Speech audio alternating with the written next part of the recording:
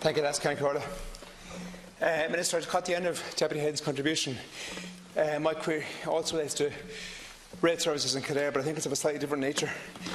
As you know, Minister, I've been raising the plight of Kildare commuters since we both entered this House, or certainly since I entered it, and since you entered it as a Minister. And I suppose in Sallins, Naas, I'd also add Kilcock, Maynooth, Celebrate and other stations, we've had a problem of success. The service has improved.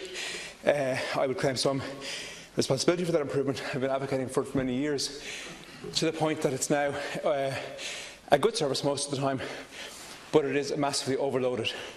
The carriages are bursting at the seams. It's actually difficult to physically board the trains. The car park is bursting at the seams. You can forget about getting space after 7:30 in the morning. And when you get off at Heuston, as many do, you cannot get on the LUAS either. As someone who commutes myself, I commuted in this morning. I'm running out to the Chamber shortly after this to catch a train back for a meeting tonight in the constituency. I see it myself every day. It's got to the stage now where people boarding the platform in Sallins and at Hazel Hatch in particular, at those two stations, sometimes cannot actually get on the train. And they have to stand back or fight their way on and off.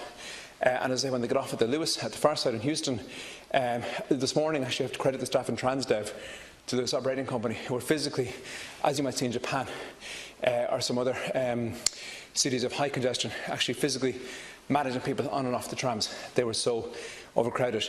I did put a PQ in. I put in a number of PQs actually over the last 2 years since you became Minister, and I made the point repeatedly that we need extra rolling stock, extra carriages and extra capacity.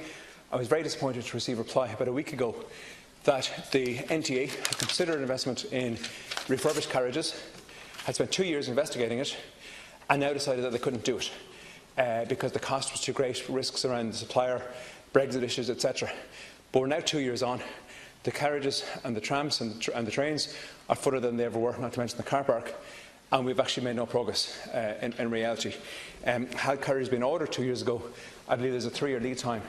We might be 1 year away from getting them. Now we're still 3 years away from getting them, unless the Minister is news to the contrary. So I look forward to his response. Minister has 4 minutes.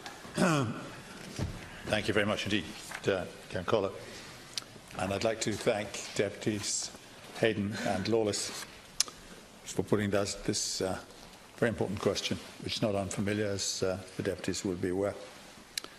As you will be aware, the NTA has statutory responsibility for the planning and delivery of transport infrastructure and services in the Greater Dublin area, including Kildare.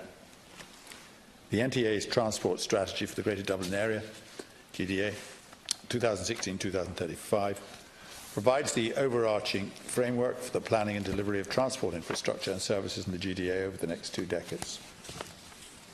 While at a national level this year also saw the publication of the National Development Plan, as part of our government's project Ireland 2040, the NDP provides a national level framework for the delivery of transport infrastructure over the next 10 years. Both the NTA's statutory transport strategy and the NDP provide for the DART expansion programme as one of the key investment priorities in the coming years. Importantly, the NDP also commits exchequer funding to the project, and an indicative allocation of €2 billion is provided in the NDP. That is a significant investment by the taxpayer in our transport network. The proposed enhancements to the heavy rail system will create an integrated rail network which will deliver a very substantial increase in peak hour capacity on all commuter lines in the GDA, including the Kildare line. The electrification of the line to Hazel Hatch, Selbridge and remaining infrastructure needed to complete the link of the Kildare commuter route to the city centre will be delivered as part of the DART expansion programme. In the meantime, the upgrade to the Phoenix Park Tunnel in 2016 has seen commuters on the Kildare line have the option of direct trains to Connolly, Tara Street, Pearse and Grand Canal dock stations. It is proposed to further improve Kildare line services through additional off-peak and weekend services through the tunnel next year. In addition, the NTA and Irish Rail continue to examine short, medium and longer-term options for meeting increased commuter services demand. With regard to the adequacy of existing rail services, the position is that the existing rail fleet is fully deployed at peak times. However, the NTA, in conjunction with Irish Rail, are examining options for additional train capacity. One option under consideration is the lease or purchase of second-hand rail fleet, and the NTA and Irish Rail will determine the viability of such an approach later this year. In the longer term, and as part of DART expansion, a comprehensive fleet purchase programme will take place, adding significantly to the rail fleet. The formal procurement notice seeking interested train manufacturers is expected to issue before year-end, and a formal contract for the new fleet is expected to be signed next year. I am confident that the improvement plans in the short, medium and long term will enhance services along this important commuter line. Thank you, Cathaoirleach. Minister, you make a number of points in your reply, and I'm familiar with most of these already, and they're strong on rhetoric, but I'm not convinced that they're strong on timelines or details. I'm quite familiar with the issue. As I say, I've worked on it for a decade at this stage, long before I was ever in here, and I've asked many PQs, and some of the responses I've got to PQ actually contradict the information in your speech. And I hope that's a mistake or something that can be clarified. For example, you talk about the long-term investment in the DART expansion, you talk about the enhancement of the heavy rail system, and of course you talk about the electrification of the lines. All great things.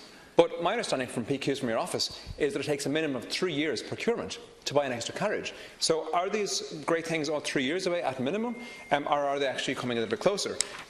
Because we do have this crisis on the trains at the moment, and I would also be concerned that with climate change and everything else, people would actually begin to turn away from the trains if something isn't done soon, and that's not a good solution either. I might briefly suggest two practical changes that could be done perhaps more quickly. The carriages on the Kildare line are geared for day trips around the country, not geared for peak commuting, unlike the likes of a DART carriage or a LUAS carriage, which actually has standing room and hooks and handles. The kind of trains we have on the Kildare line are actually more akin to what you might spend a day journeying on along the coast. Seating room, but not much room to stand.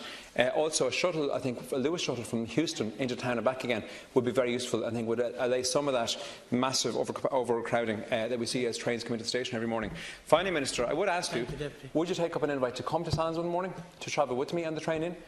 Let's try park a car at 7:30 in the station. Let's circle a few times to get a space. Then let's get on the train. See, can the two of us actually find a room, and then get off to Heuston and see can the two of us manage to get onto LUAS. I do that most days. And Minister, I would be delighted if you would join me, and you can see it for yourself. Minister, in answer to Deputy Lawless, overcrowding in commuter trains and commuter DART and commuter LUAS is not something new, and it's something obviously which is regrettable, but it's not it is not something which we can overnight do an awful lot about. One of the sorry Deputy Lawless, if I may finish, otherwise you're just going to use up my time. Okay, Minister. That's fine enough. But we are looking, and we have been looking at this line and many other lines, and particularly on the issue of purchasing second-hand vehicles, as I think you probably know. A decision on the viability of the second-hand vehicle option approach is going to be made later this year, following market availability analysis and procurement options analysis. Work on developing tender documentation and train specifications for a bi-mode fleet of rail vehicles to operate as part of the extended DART system is progressing. The formal procurement notice seeking interested train manufacturers is expected to issue before year-end, as I think I've already said, and a formal contract for the new fleet is expected to be signed next year. The government is committed several billion to the development to be spending on transport and public transport for the benefit of commuters in the coming years, and the Kildare lines will be beneficiaries of that, along with many of the other lines in the Dublin commuter belt.